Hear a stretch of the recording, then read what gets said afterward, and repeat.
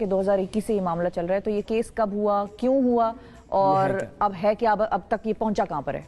देखें, ये basically issue ये था कि मुख्तलिफ ममालिक थे, जनूबी अफ्रीका, डेनमार्क, इंग्लैंड और जापान और दीगर ममालिक में उर्दू में और उन मुल्कों की ज़बानों में ये तर्जमा करके भेजा जा रहा था कुरान पाक का। अच्छा, ये तर्जमा जो था ये गलत था। यहाँ पर छपता पाकिस्तान से ये तर्जमा छप रहा था, पाकिस्तान से ये तर्जमा अपलोड हो रहा था और उन ममालिक के जो मुसलमान थे उनको ये तर्जमा दिया जा रहा था। अच्छा, जो इसको करेक्ट तर्जमा समझकर पढ़ रहे थे सही है। और इसको कुरान पाक समझ कर रहे थे। अब मिसाल के तौर पे आपने स्क्रीन पे ये इमेज जो लगाया, सूरह बकरा का पहला चंद आयात हैं, वहाँ पे एक फिक्रा है, आयत का हिस्सा है, वबिल आखिराती हम यूकिनून, बिल्कुल, हम आखिरत पर यकीन रखते हैं। हाँ। अब वहाँ तर्जमा ये हुआ है कि आइंदा आने वाली मऊद बातों पर यकीन रखते हैं। ये मऊद बातें कौन सी हैं?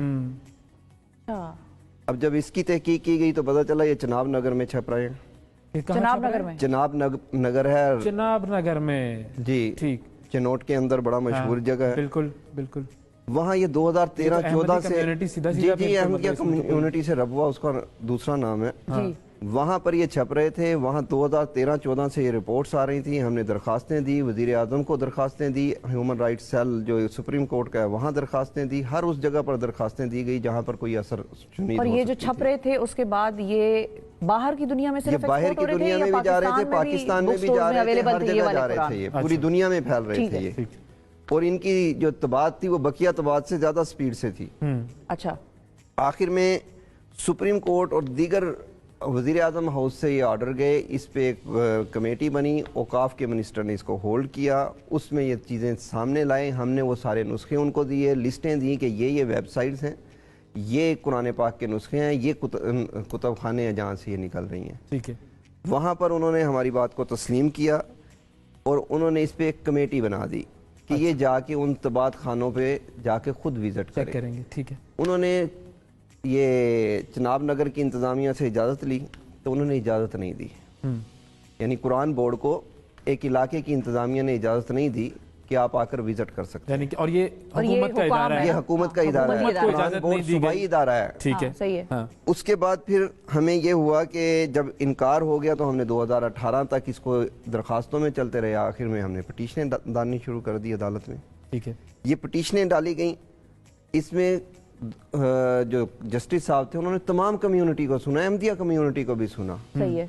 और वहाँ अहमदिया कम्युनिटी ने ये क्लेम कर दिया कि ये बेसिकली हमारे प्रिंटिंग प्रेस ही नहीं है। अच्छा, हम छाप ही नहीं रहे ऐसा कुछ भी। ठीक है, इस पर हमने सारे नुस्खे दिए, फैसला हो गया। फैसले से दूसरे दिन बाद यही नुस्खे वहाँ मदरसातुल हिफ्ज़ है जो अहमदिया कम्युनिटी का उनका सरकारी मदरसा समझ लें, वहाँ पर मौजूद थे, वहाँ पर ये तकसीम किए गए नुस्खे। तो अदालत ने फैसला क्या दिया था? अदालत ने तो फैसला दिया ये जहाँ जहाँ है खत्म कर दें, इनको रोके, प्रिंटिंग को रोके, नुस्खों को रोके, वेबसाइटों को रोके। ठीक है, चलें अगर कोई ये नहीं मान रहा कि ये इससे मेरा ताल्लुक है, लेकिन रोके तो सही है। ठीक है, सही। जब ये मामलात हुए तो वहाँ पे नुस्खे तकसीम हुए। हमने फिर वहाँ की इंतजामिया को बताया गया कि ये नुस्खे कल तकसीम होंगे यहाँ पे। इंतजामिया ने कहा कि जी ये नहीं होंगे, लेकिन उसके बावजूद ये नुस्खे तकसीम हुए। हमने दरखास्तें दी कि जी अब FIR काटें, अब तो जुर्म हो गया। उसके बावजूद कोई FIR दर्ज नहीं होती। अच्छा, फिर एक JIT बनती है।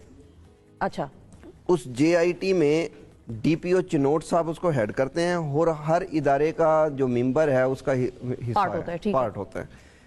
उसके बावजूद वो रिपोर्ट ये आती है कि हम झूठे हैं, वो सच्चे हैं। आप लोग दरखास्त गुजार? जी, हम दरखास्त गुजार झूठे। ये रिपोर्ट किसने दी?